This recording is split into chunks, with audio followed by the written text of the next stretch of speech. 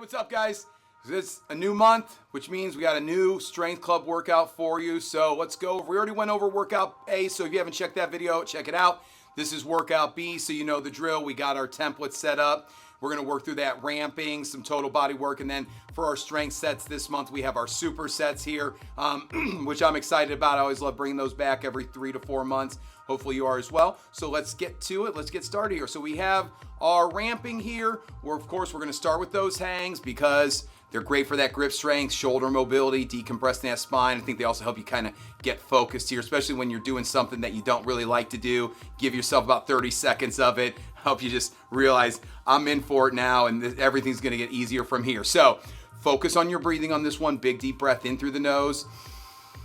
Hold it in for a few seconds, then slowly push that air out. When you get that breathing under control during those hangs, it's going to make them feel a lot easier. You're going to start feeling a lot stronger, and you will feel your body stretching out as you're doing them as well. Obviously, if you need to, you use those legs as much as you need to as well here. Try to force yourself or try to get yourself to put as much of the work on those hands as you can here. So we got that matched up today. We're going to go over to the floor, down to the floor here. We're going to work on our yoga plexus. So with that yoga plex, we got our boxes set up here. Now you notice I stepped past the box. I'm not behind the box with my front leg because I want my center of gravity to be right over my hands there. So I got to get as close to the box as I can. And now I'm opening up with that arm, following my fingertips with my eyes here, switching side to side. As you're doing that, push the ground away from you. Keep that back leg as straight as you can on this one. You should feel a nice stretch through the thoracic spine and those hip flexors. So we'll get a set in on each side in 2 sets of hangs. So we'll get 2 of those in, then we're gonna move out to the blue floor. So this month, when we're working these next 2 exercises, we're gonna use a stability ball for both of them. We're gonna start with our dead bugs here. Now again, this is a great core stabilization exercise. Some people don't think about it that way at first, but what we're gonna do is we're gonna squeeze that ball between your thigh and forearms as hard as you can.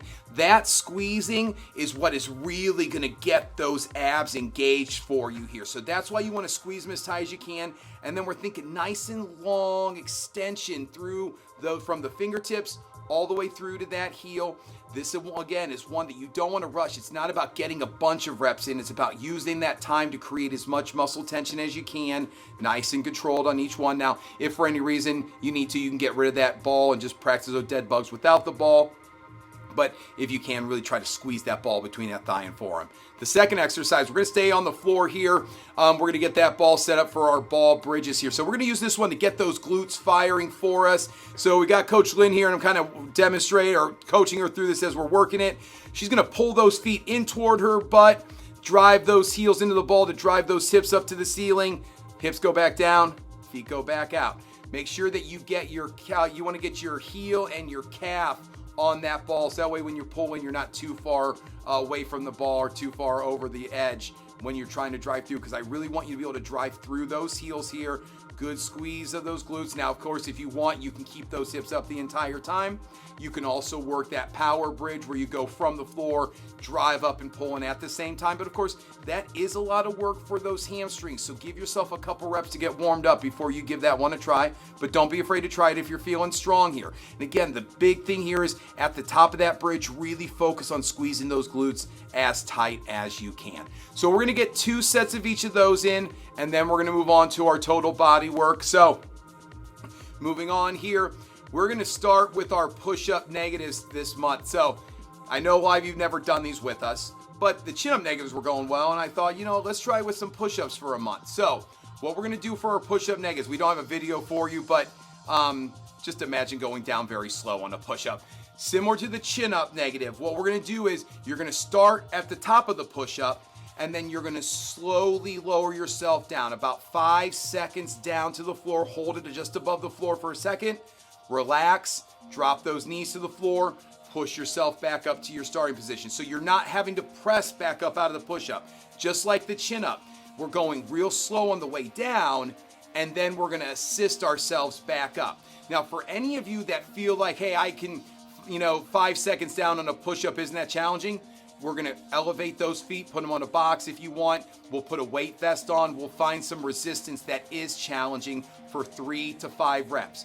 Any of you that are using a bar for your push-ups, you're welcome to keep doing that. We're just gonna get that bar a lot lower, or you can add a weight vest to make yourself feel heavier. So you got a couple options with that bar. But again, just nice, simple, lowering yourself down from that top of that push-up plank, lowering those knees, coming back up however you want to get ready for your next rep. So we got 3 to 5 of those, and then we're gonna hit that ski erg up. So for this month on the ski erg, we're going for 100 meters. So instead of 10 pulls and tracking your meters, this time we're gonna go for 100 meters, and you're gonna track how long it takes you to get those 100 meters done.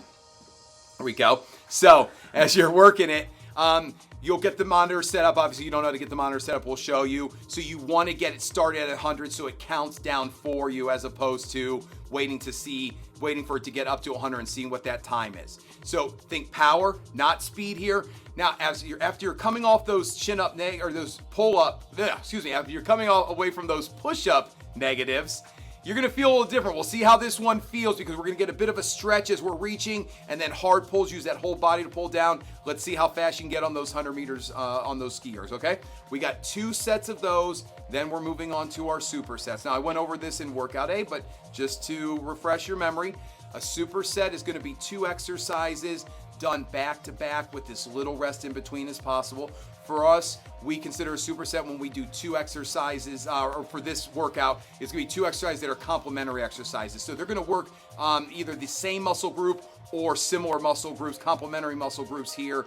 So that's where we're gonna build up some of that muscular endurance. So for that first exercise, you're gonna wanna go as heavy as you can for 8 reps. The second exercise, you're gonna adjust to how you're feeling from that first one. So to get started here, we have our chin-ups and TRX single arm rows. So we're gonna work those chin-ups. You can use that band however you need to assist yourself on those. If you can do your chin-ups body weight style, that's great. If you need to add weight, whatever you can do. But remember, this is gonna be 8 challenging chin-up reps. So once you get those done, we're gonna we're gonna grab a TRX, and we're gonna work a TRX single arm row. Now, this is one of my favorite exercises of all time because of everything that it actually can do when you're making it work. Some of the reasons we don't do it very often is because, one, it's challenging, but also it's a little more work than some people in boot camp than we have time to coach people. In Strength Club, we're gonna get the most out of this. So you're gonna get set up in that single arm position here. We're gonna try to keep our torsos parallel to the floor here. That's gonna get that anti-rotational work in. So that's gonna get some core work going for us here. And then we're gonna keep that shoulder down and away. Squeeze those glutes, squeeze those shoulder blades to pull yourself up. And notice how here I'm pulling toward my ribs, not up toward my shoulder and armpit. Wall up those abs. That way I'm getting a good squeeze through that lat. Also, the great thing about this one is easily adjustable to that weight. So after you start, if you realize, okay, this is feeling a little too heavy, you can put 1 foot back or both feet back to lighten up that load. But we're gonna get 8 reps on one arm, 8 reps on the other. Now, some people don't feel comfortable working that single arm TRX row. It's a little scary at first. You can work a 3-point row with the dumbbell and a box if you prefer to work that, but you want to make it a heavy weight there. But don't be afraid to give the TRX single arm row a try. We get a lot of great core work and get those back muscles working overtime on this one. So we got that combination. Then we're going to go over to the second superset here. For that second superset, we're going to start with our cyclist squat. So we'll get those slant boards set up here. Remember, for that cyclist squat, you got Coach Matt here. He's holding 2 kettlebells. You can hold 1 dumbbell, weight vest, whatever combination you want to do to make this work. Let those knees go out over those toes, sitting as low as you can at the bottom. Remember, when we get those elevated heels up, this is going to allow us to work through some limitations with that ankle mobility, but it's also going to hit those quads a lot here as well. So this is a really one to burn out those quads. Deep breath in on the way down, pushing that air out as you drive up here. We're going to get 8 challenging reps. The second exercise, we're going to our kickstand RDL. So we're going to take that exercise. We were working this in October, and now we're going to do it as that second exercise. So again, at first, this might be lighter than what you were working in October. For some of you, it might not be. So don't be afraid to challenge yourself with that weight. But remember, that back leg, That's just for a little bit of balance. We're not putting weight on that back leg. We're just using it to keep us from falling over here. Notice how Tia's sitting into it. Start with your hip hinge to go down. So notice how Tia's gonna push her butt back to get started, not knee forward. This is what's really gonna get that glute engaged. We're gonna get a stretch on the way down. It's gonna allow us to drive through those hamstrings and those glutes at the top here. So we're gonna get 8 cyclist squats in, and then we're gonna get 8 kickstand RDLs in on each leg. Then we're gonna go back over those chin-ups. So we're gonna alternate these two. So we'll go chin-ups or whatever order you wanna go, whether you start with the chin-ups or the squats, you're gonna go chin-ups, rows, give yourself about a minute or two to recover, cyclist squats, kickstand RDLs, give yourself time to recover, then you're back to those chin-ups. So we're gonna alternate through them. We're gonna get 2 to 3 sets in that first week. I anticipate 2 sets. It's hard to, we will have plenty of time to get 2 sets in. We might have time for a third. Weeks 2, 3, and 4, we're gonna have plenty of time to get those 3 sets in of each. So if you need to start by warming up with a lighter weight in that first set, that's fine. Let's really try to challenge ourselves with that weight on those first exercises though. Okay, after we get done with those supersets, we're moving on to our finisher here. Now, this is a combination that we've never done before, but it is a really killer combination here. So we have our rollouts and swings. So we're going to grab those ab wheels. Now, remember, we're going to start with that range of motion that you feel very comfortable with. Don't rush it here. Don't try to go too far at first. Ease into it. Obviously, if you can get all the way down to the floor, that's awesome. If not, no worries. Keep challenge yourself to find that range of motion that's going to really challenge you here. We're going to get 8 to 10 reps in. And then we're gonna move over to those kettlebell swings. So again, here you can go dead stop swings, or you can go with those repetitions. You see Coach T here hiking that kettlebell back, focus on that power. Knows how she tries to keep those hips down, and so she can really drive through them as she's swinging that bell. Back swing into that park each time here. This is gonna be a little more power. This is one where you could try a little bit heavier, but you don't have to force anything. Or you have the option of doing those repetition swings. This is where we're also going to get a lot of power, but a little more speed out of this one. You want to go a little bit lighter if you're doing those repetitions, simply because it's more reps and the pace is a little bit more challenging. We want to keep it slightly lighter here. It's either 5 dead stop swings or 10 repetitions. Now, the reason this combination is going to be killer is because, one, it's going to hit those abs really well. It's also going to challenge you to go from that heavy or that challenging rollout into those swings. So monitor your breathing, because that's where it can really get you.